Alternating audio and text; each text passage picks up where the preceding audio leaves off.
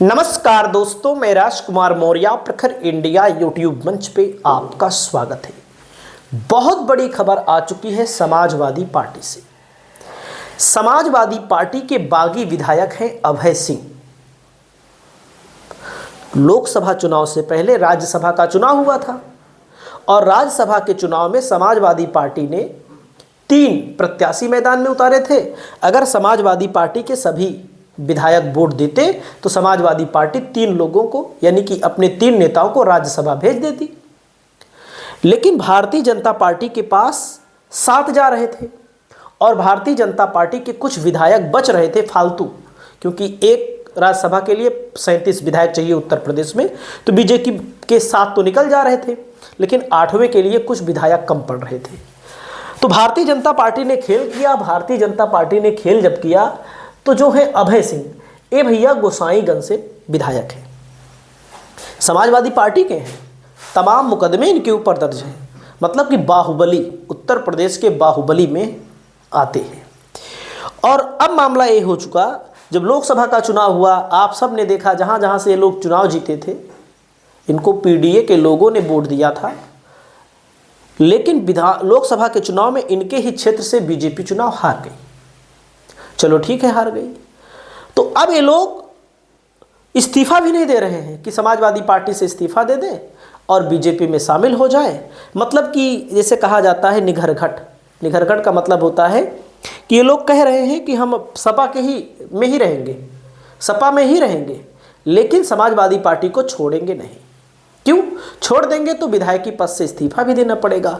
विधायकी पद से इस्तीफा देना पड़ेगा तो उपचुनाव होगा। अखिलेश यादव ने चिट्ठी इसलिए नहीं लिखी कि भारतीय जनता पार्टी की सरकार है, अगर इन लोगों के खिलाफ हम चिट्ठी भी लिख देंगे, मनोज पांडे वगैरह जो थे उसमें 7-8 लोग, तो भारतीय जनता पार्टी धीरे धीरे उलझा करके 2027 तक ले जाएगी, या मान लीजिए इस्तीफा भी हो गया तो उपचुनाव में मशीनरी का दुरुपयोग करके चुनाव जीत लेगी। अखिलेश यादव इसलिए इन लोगों को छोड़ दिए हैं। और इन लोगों को छोड़ देने से फ़ायदा क्या हुआ है? फ़ायदा ये हुआ है कि ये लोग जो हैं अब ना घर के हैं ना घाट के हैं। क्यों ऐसा? देखो, बीजेपी में जो लोग, जहाँ से ये लोग चुनाव जीते, सपा से ही जीते, वहाँ पर 2 नंबर पर बीजेपी रही। खब्बू तिवारी जी इनके यहाँ चुनाव जीते थे 2017 में, 22 में इन्होंने खब्बू तिवारी को चुनाव हरा दिया। खब्बू तिवारी से बेहतर कैंडिडेट भारतीय जनता पार्टी के पास उस सीट पर नहीं है।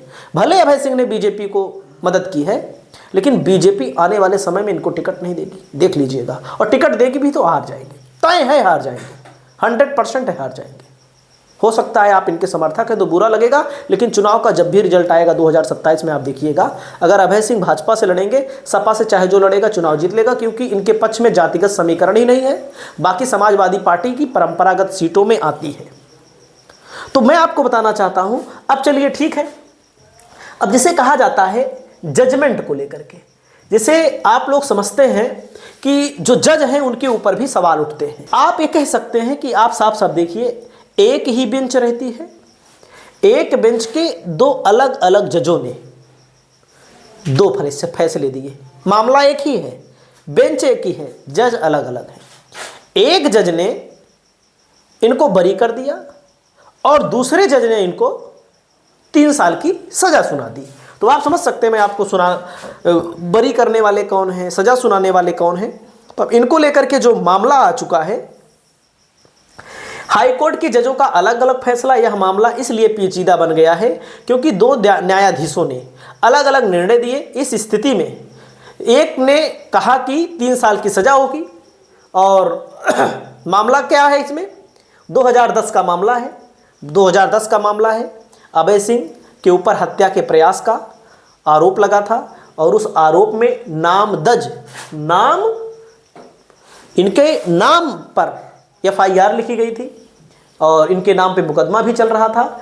जस्टिस मसूदी हैं, इन्होंने 3 साल की सजा सुना दी, और जस्टिस अभय श्रीवास्तव हैं, इन्होंने क्या कर दिया, सजा को केवल 0 कर दिया, केवल नहीं 0 कर दिया। अब जस्टिस मसूदी जो है, इनका फैसला अगर मान्य होगा, अगर इनका फैसला मान्य होगा तो 3 साल की सजा इनके ऊपर हो सकती है। अब जब 3 साल की सजा हो जाएगी तो वैसे भी 2 साल से अधिक जब सजा किसी को हो जाती है तो उसकी विधायकी जाएगी। हालांकि सरकार जो भी प्रयास करेगी वो अभय सिंह के पक्ष में ही करेगी, क्योंकि सरकार का इन्होंने साथ दिया। सपा के विधायक भले हैं घोषित तौर पर, बाकी अघोषित तौर पर भारतीय जनता पार्टी के नेता बन चुके हैं। उसके अलावा दोस्तों मैं आपको बताना चाहता हूं, अगर इस सीट पर कभी भी भविष्य में चुनाव होगा, 2027 या उपचुनाव होगा, तो मैं आपको बता रहा हूं, हमको जो जानकारी मिल रही है, भीम निषाद को समाजवादी पार्टी ने कह दिया है तैयारी करने के लिए। भीम निषाद समाजवादी पार्टी के बहुत ही पुराने नेता हैं, इनको तैयारी करने के लिए कह दिया गया है। हालांकि ये जलालपुर से टिकट मांग रहे हैं, लेकिन राष्ट्रीय अध्यक्ष अखिलेश यादव ने इनको कहा है कि भीम आप तैयारी करिए गोसाईगंज विधानसभा क्षेत्र से। मामला यह है, गोसाईगंज में पर्याप्त संख्या में यादव भी हैं, पर्याप्त संख्या में मुस्लिम भी हैं, और निषाद आबादी 45,000 के करीब में है। और जब भीम जैसा व्यक्ति लड़ेगा तो भीम वाले भी, भीम का मतलब बाबा साहब भीमराव अंबेडकर के समर्थक भी भीम निषाद को वोट देने में कोई कोर कसर नहीं छोड़ेंगे। बाकी इतने सज्जन हैं, इतने सीधे साधे हैं, आप देखिएगा आने वाले समय में जब चुनाव लड़ेंगे। हालांकि लोकसभा सुल्तानपुर से टिकट मिला था, टिकट इनका काट दिया राष्ट्रीय अध्यक्ष ने, लेकिन आने वाले समय में इनको चुनाव लड़ाएंगे। कटहरी से चुनाव मांग रहे, वो टिकट मांग रहे थे, कटहरी से इनको टिकट नहीं मिल पाया, लेकिन आने वाले समय में इनको चुनाव लड़ाएंगे। अखिलेश यादव जी ने उनको कह दिया है तैयारी करने के लिए, आने वाले समय में इनको संकेत भी मिल जाएगा। तो आप समझिए, जो नेता, जो पार्टी, जो समर्थक इनको प्यार दिया, इनको वोट दिया, इनको टिकट दिया, इन लोगों ने गद्दारी करके भारतीय जनता पार्टी का साथ दिया। गद्दारी ही कहेंगे।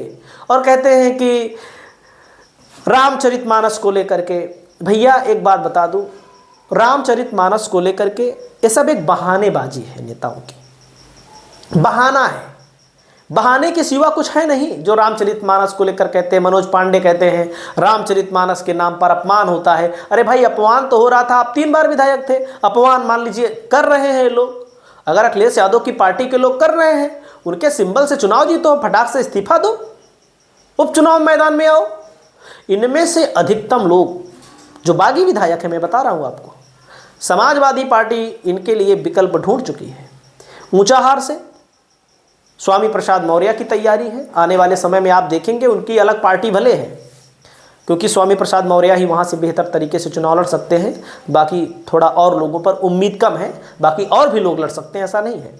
तो आप समझिए, समाजवादी पार्टी ने जिनको आगे बढ़ाया, अभय सिंह, मनोज पांडे, राकेश प्रताप सिंह और विनोद चतुर्वेदी, गायत्री प्रसाद प्रजापति की पत्नी पूजा पाल, भैया ये लोग ना अग्रिम पंक्ति में गिने जाते थे। पुरानी फोटो आप देख लीजिए, जब अखिलेश यादव की सरकार थी, आरोप लगा अखिलेश यादव बचाव में रहते थे गायत्री प्रसाद प्रजापति के, लेकिन वक्त का तगाजा देखिए, लोग धोखा कैसे देते हैं। आपकी जो राय हो, आप अपनी राय को गंभीरता से कमेंट करके बताइए। चैनल पर पहली बार आए हैं तो चैनल को जरूर सब्सक्राइब करिए। नमस्कार।